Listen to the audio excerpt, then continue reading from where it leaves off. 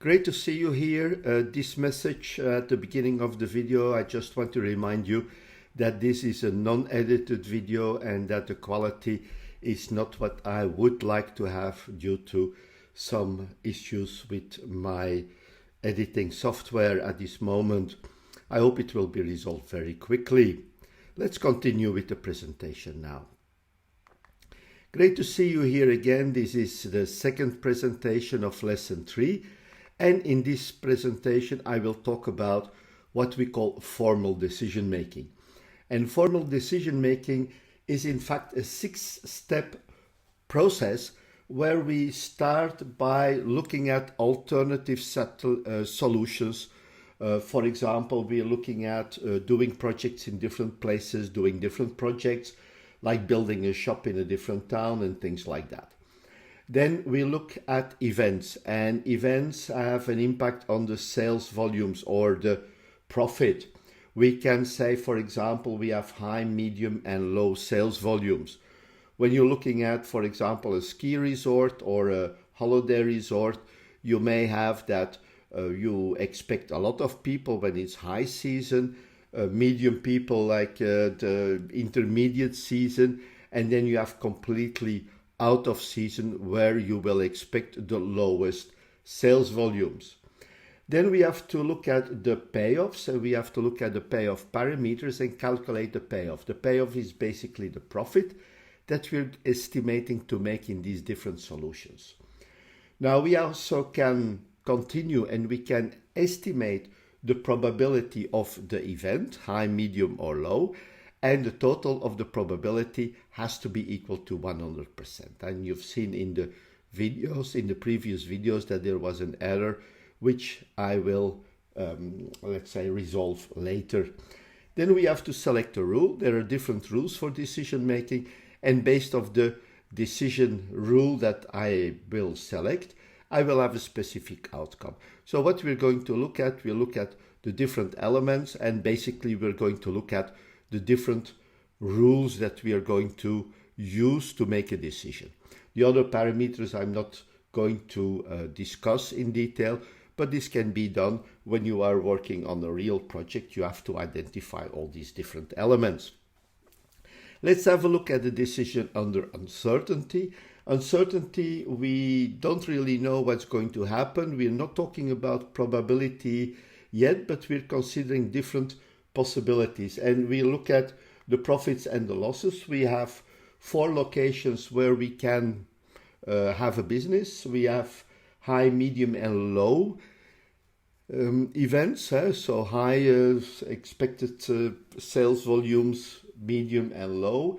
And I selected Antwerp, my hometown, Prague, where I'm living, Berlin in Germany, and New York.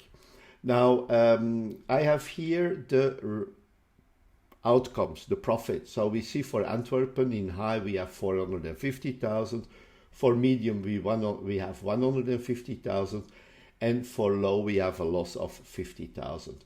Now the first thing that we have to do when we look at the step 1 is add do nothing or add do not change to the table. So when we do nothing, of course we have no revenue we are expecting. If we say we do not change, then we have, let's say, an element to verify, because then we already may have a solution at hand. We are looking for changing the solution, and this number can be different than 0, because there can be already some values that we know from the existing solution. So in this case, do nothing, we don't do anything, 0. Now it doesn't mean when do nothing is selected, because all the other solutions are worse than doing nothing. In this case, it means that they are all making a loss. It means that we have to look for other alternatives. It doesn't mean that we have to sit and do nothing. Not investing money for a company is very bad, because when you don't invest money, it's not bringing the return that we want to have. So we have to work with our money. We have to see that we get a return. Now, the first thing is what we call Laplace, and Laplace is the calculation of the average.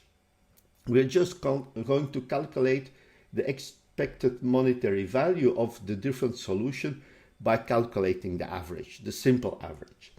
So what we have here for Antwerpen, we have the average of 450 plus 150 minus 50. So basically here we also have a problem that we have to solve. We have the minus 50k. So basically we divide those or the sum by 3, which gives us 183.3k. We don't have to go to all the decimals. If it's really on the decimal, we have to review and we have to see what's happening there.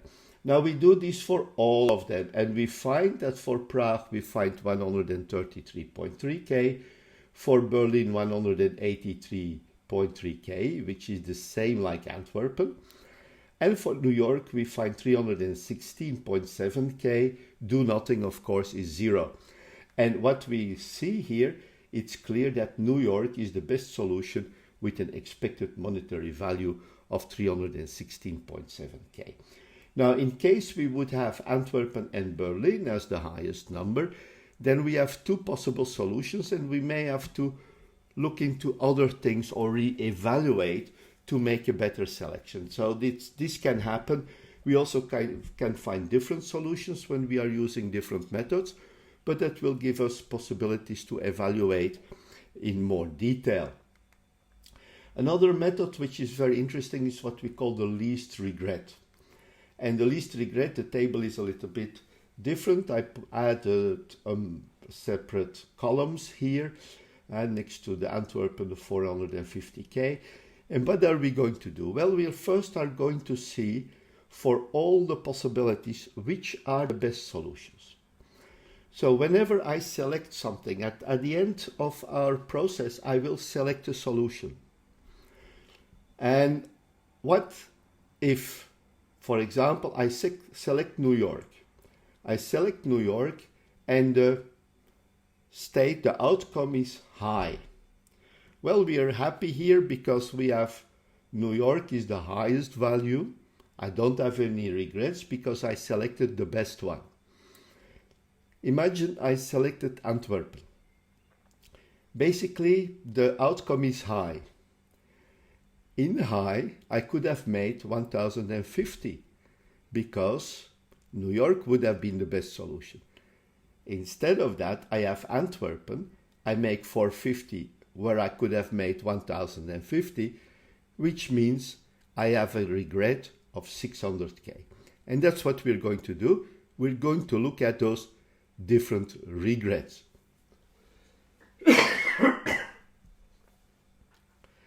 Now we see for New York this is okay. For Antwerpen we have the 450k. We find that we have a regret of 600k. So basically we find the regret here. And we do the same for Prague. For Prague we will find 700k. For Berlin 400k. For New York nothing, because this is the best solution.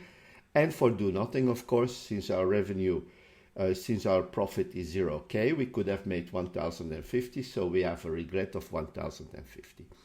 And now we do this for all of them. So we do all the evaluations for all the states, for medium and for low, and then we add all the regrets. So for Antwerpen we find 600 plus 300 plus 50 is 950.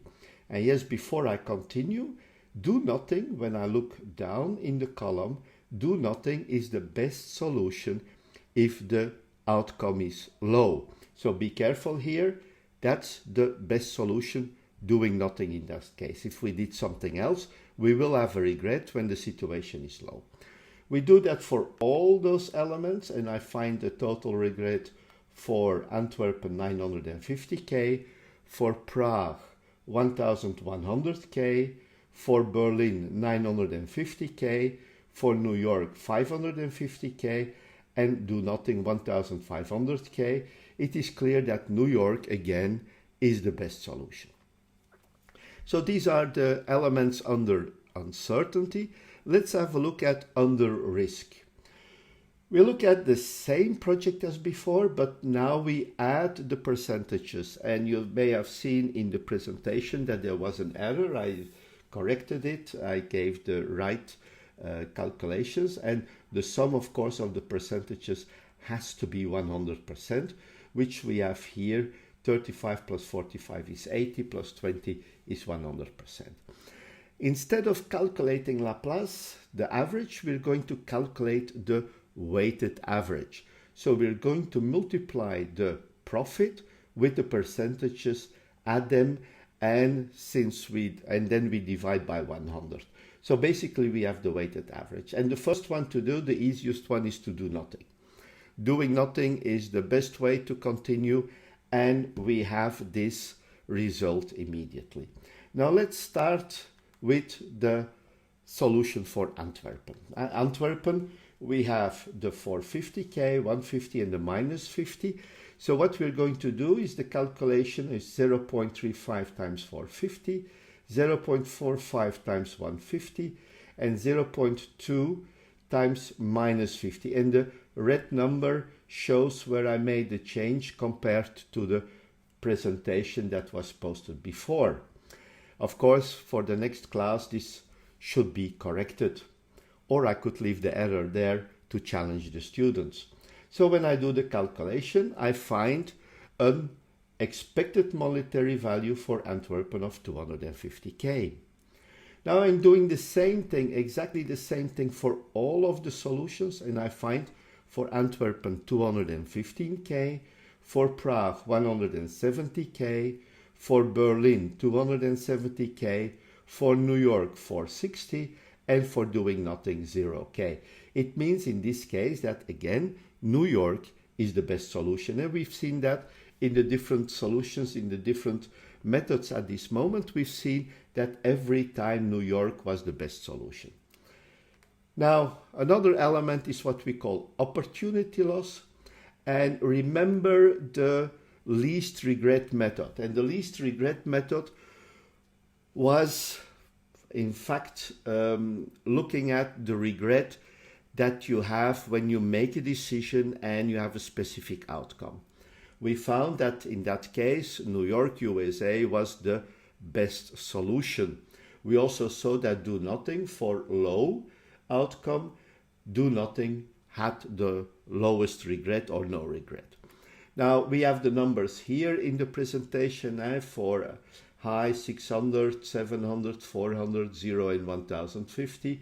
Now instead of adding the regrets of Antwerpen, we will add, or we will calculate, the weighted average. So in fact we multiply 600 with 0.35, we add 300 times 0.45, and we add 50 times 0.2, and that gives us a total for Antwerpen of 350k.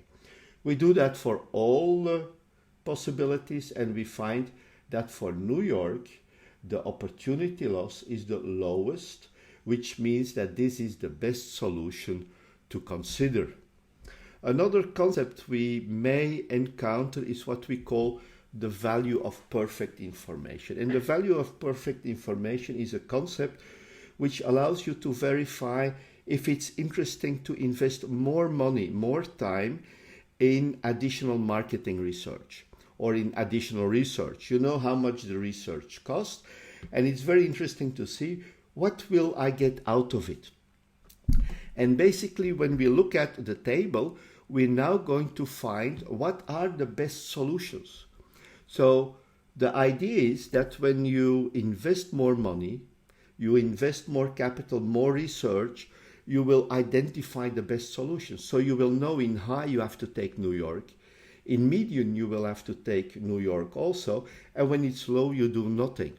And you calculate the expected monetary value when you have the possibility to find the exact perfect solutions. And we calculate that by multiplying the percentages and those values. So we have 0.35 times 1050 plus 0.45 times 450 plus 0.20 times 0, where we had in the original calculation here the minus 550. So basically we find a new value. So the expected monetary value in the perfect situation, perfect information is 560K, and we compare it with the expected monetary value we calculated before, and we subtract the two. So we have 570K minus 460K gives us 110K. So basically you cannot invest more than 110K to get that value of perfect information. So typically marketing people or people in research will say, well, if I get more money, I get 200,000 more, I get you better information. With this information, I will say, no, it's too expensive. It doesn't motivate me. It doesn't create the value of perfect information is lower. Or on the opposite side, you may say, okay, I will take it. I will do the additional research to have better parameters, to have a better understanding of what we are doing. So that's basically what I wanted to talk to you about the decision-making methods, the different methods that you can do. It's very easy to do those calculations when you have the Excel spreadsheet. You can put the formulas in there and the calculations are done immediately. If you put all the things, if you make the model once, you can use it very quickly. Where is the problem? Well, the problem is looking at the numbers. What are the probabilities? How you will identify the numbers? You may need some marketing research to understand that. And of course, you have to have a good estimation of your profits. Where do you get those numbers? The calculation method is not a problem. The problem is getting the correct numbers. So that was it for the second presentation of lesson 3. I'm looking forward to seeing you in the next video. Thank you and bye-bye.